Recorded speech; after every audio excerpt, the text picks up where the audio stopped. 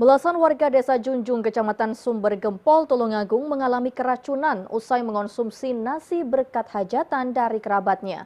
Para korban mengeluhkan pusing, mual hingga akhirnya dilarikan ke instalasi medis untuk mendapat perawatan. Satu orang meninggal dunia akibat peristiwa ini.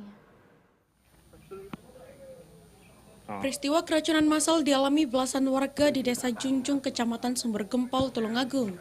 Sebelum kejadian, pada hari Jumat malam belasan warga mengonsumsi nasi berkat hajatan dari kerabatnya di desa Dayu, Kecamatan Ngelegok, Kabupaten Blitar. Beberapa jam kemudian, sejumlah warga mengalami gejala keracunan seperti mual, muntah hingga diare.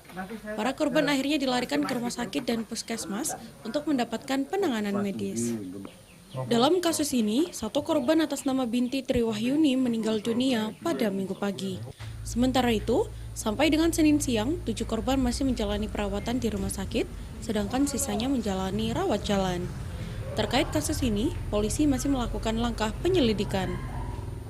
Setelah mengonsumsi, besoknya atau malam itu juga terasa ada yang mual, pusing, mencret, dan lain sebagainya. Bahkan ada yang opname, sampai ada yang salah satu korban meninggal dunia, seorang ibu-ibu usia kurang lebih 52 tahun. Langkah dari kepolisian? Jadi langkah-langkah dari kepolisian Polsek Sumber Gempol beserta di backup dari Inafis Polres Tulungagung, juga dari Dinas Kesehatan Kabupaten Tulungagung, Puskesmas Kecamatan Sumber Gempol sudah mendata. Saat ini masih mendata, proses pendata untuk supaya korban-korbannya ada totalnya berapa, karena ini masih proses, kita masih proses. Sementara itu, Dinas Kesehatan Tulungagung telah mengamankan sampel makanan yang dikonsumsi warga untuk dilakukan uji laboratorium.